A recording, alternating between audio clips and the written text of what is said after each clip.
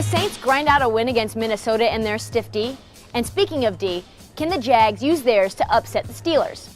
It's the Sunday divisional round games, and we have our NFL experts here to make their picks. Let's start with Lindsey Jones.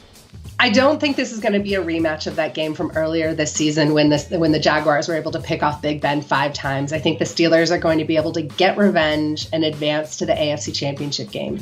Yeah, Jacksonville, I like what they're doing, but they still feel like they're a bit too young for this stage. I just think that Ben Roethlisberger and Antonio Brown, Juju Smith-Schuster, Le'Veon Bell, it's a lot to handle. And Pittsburgh, they're capable of dropping a game here or there, but they sort of do understand that they need to turn it on. And I think this is a case where it's going to be a close one, in my opinion, but I've still got Pittsburgh winning 27-25.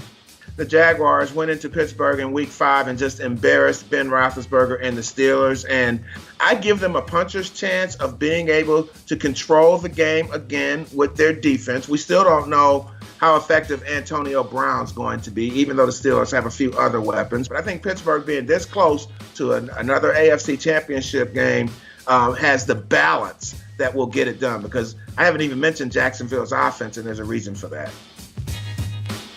This was the hardest game of the week to pick, I think, and I ended up going with the home team, the Minnesota Vikings, because I think they have the best defense, and I love that potential storyline of the Vikings playing at home in the Super Bowl. So I'm going to go with the Vikings to pick the Saints in a close game, 24-21, and advance to the NFC Championship game.